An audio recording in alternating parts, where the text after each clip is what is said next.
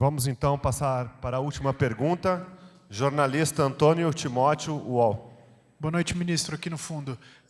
Ministro, eu queria saber o que falta para a formalização da indicação do deputado Eduardo Bolsonaro ao cargo de embaixador brasileiro nos Estados Unidos.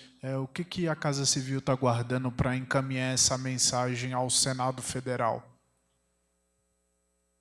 Bom, primeiro, precisamos da ordem do presidente.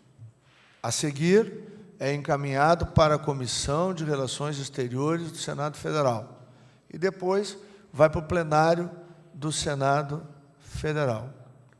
E na minha expectativa, se o presidente nos der este comando, eu não tenho nenhuma dúvida que os senhores e as senhoras serão convidados a cobrir a posse do embaixador em Washington, Eduardo Bolsonaro, para a honra do Brasil, para melhorar as relações brasileiras com o país que deve nos servir de farol e de exemplo de uma sociedade livre e próspera.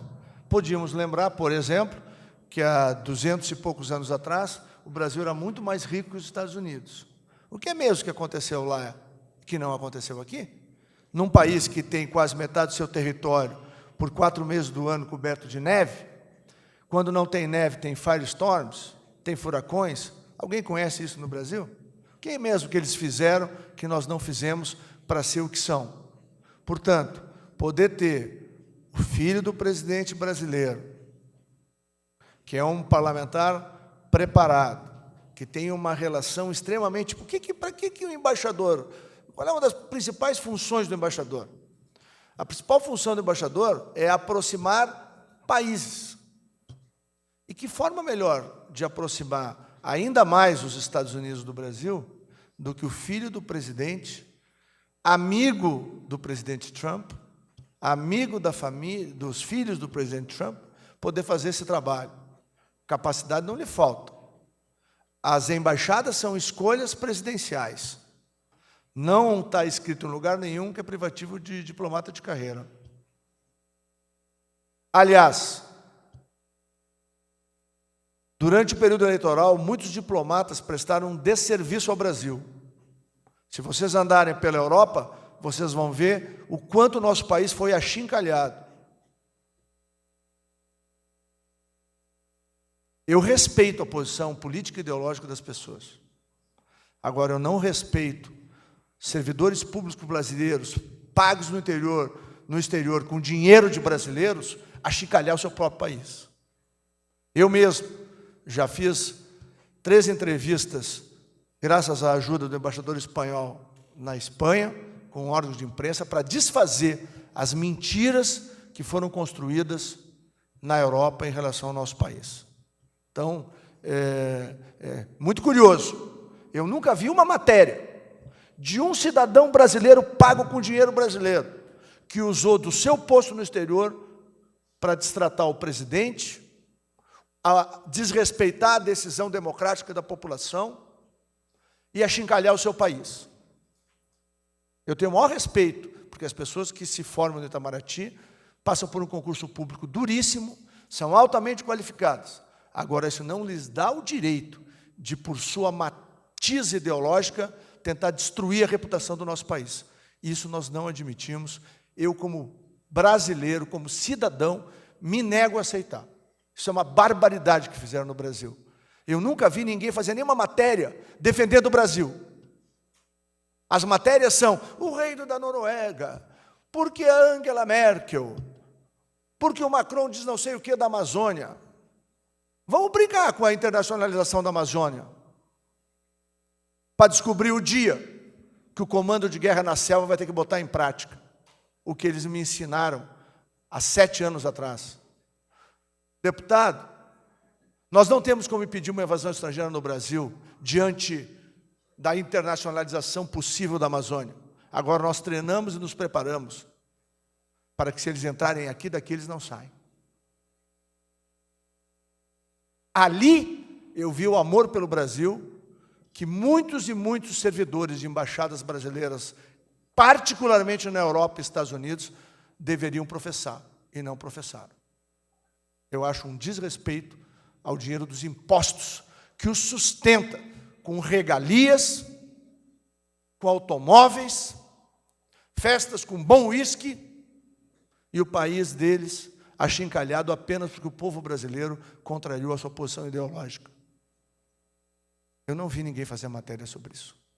Agora, a escolha de alguém que tem uma relação pessoal com o presidente mais poderoso do mundo, por que isso é um erro? Eu acho que não. Acho que é um gol de placa do presidente Bolsonaro. E eu tenho certeza, que na próxima manifestação popular que houver no Brasil, a população, assim como pediu reforma da Previdência, assim como defendeu o ministro Sérgio Moro, vai defender sim Eduardo, embaixador em Washington. E o presidente tem um compromisso: tornar esse grande país uma grande nação. Mesmo os que são contra nós, lá na frente, vão agradecer o trabalho que o presidente Bolsonaro faz e fará nos próximos anos.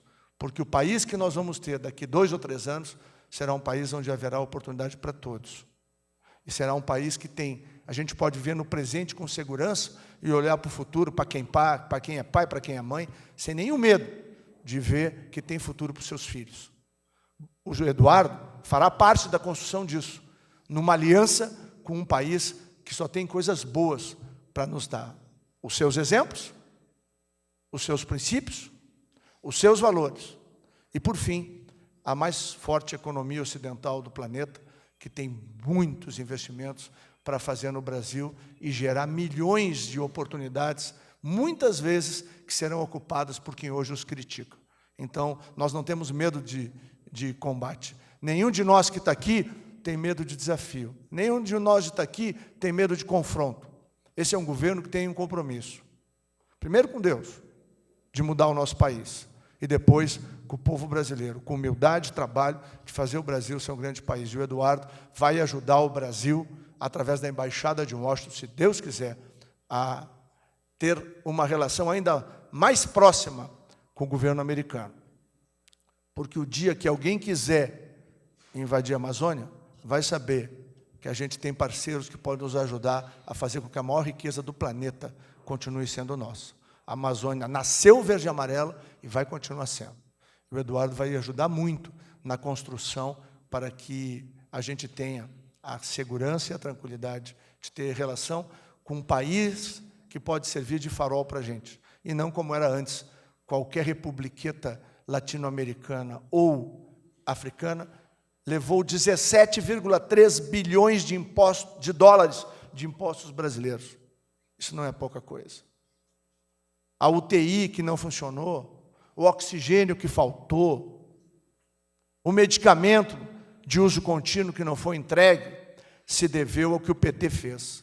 Pelo viés ideológico, tomou 17,3 bilhões de dólares dos brasileiros e entregou para países que já nos devem 2,4 bilhões de dólares de impostos dos brasileiros e brasileiras.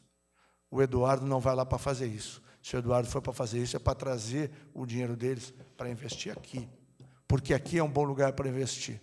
Então, me perdoem, mas eu senti falta das matérias condenando aqueles que destruíram a reputação do nosso país, apenas por ter uma diferença ideológica.